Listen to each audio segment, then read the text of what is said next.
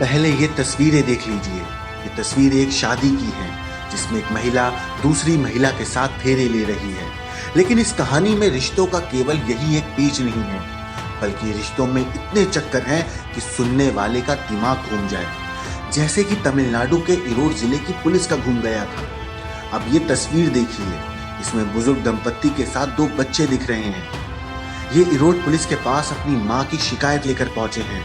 इनकी माँ का नाम है रंजीता और शादी वाली वीडियो में वही वो महिला है जिसे अपनी प्रेमिका मंगलसूत्र पहना रही है। इरोड जिले की ये कहानी वाकई सिर चकरा देने वाली है, क्योंकि यहाँ पर समझना ही मुश्किल हो जाता है कि कौन सा रिश्ता सच्चा है और कौन सा झूठा। दरअसल इरोड में रामलिंगम नाम का शख्स अपने परिवार के साथ रहता है। परिवार में पत्नी रंजीता और उनके दो बच्चे भी थे।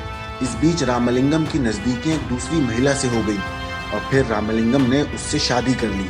रामलिंगम की पहली पत्नी रंजीता और दूसरी महिला के साथ एक ही घर में रहने लगा। सब कुछ ठीक ठाक चल रहा था कि दूसरी पत्नी की सहेली, जिसका नाम धनलक्ष्मी है, वो रामलिंगम की दूसरी पत्नी से मिलने उसके घर आया करती थी। यहीं पर उसकी मुलाकात रंजीता से हो गई और दोनों एक दूसरे के करीब आ गए। नौबत यहाँ तक पहुँच गई कि दोनों ने एक साथ रहने का फैसला कर लिया और शादी कर ली। सबसे चौंकाने वाली बात यह थी कि रामलिंगम को इस शादी से कोई एतराज नहीं था। अब रामलिंगम और उसकी पत्नियों के अलावा धनलक्ष्मी भी उसी घर में रहने लगी। रंजीता और धनलक्ष्मी पति पत्नी के तौर पर रहने लगे, जबकि रामलिंगम अपनी दूसरी पत्नी के साथ रह रहा था।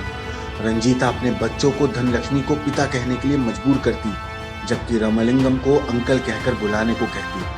रंजीता के 15 साल के बेटे ने जब इसका विरोध किया तो उसके और उसके भाई के साथ मारपीट की जाने लगी और ये सिलसिला दिन ब दिन बढ़ता जा रहा था। रोज रोज के जुर्म से परेशान होकर दोनों बच्चे भागकर अपने दादा दादी के पास पहुंच गए। बच्चों ने सारी आपबीती उनको बताई, जिसके बाद रंजीता के बेटे ने अपनी माँ और बाकी लोगों के खिलाफ इरोड पुलिस से शिकायत की है।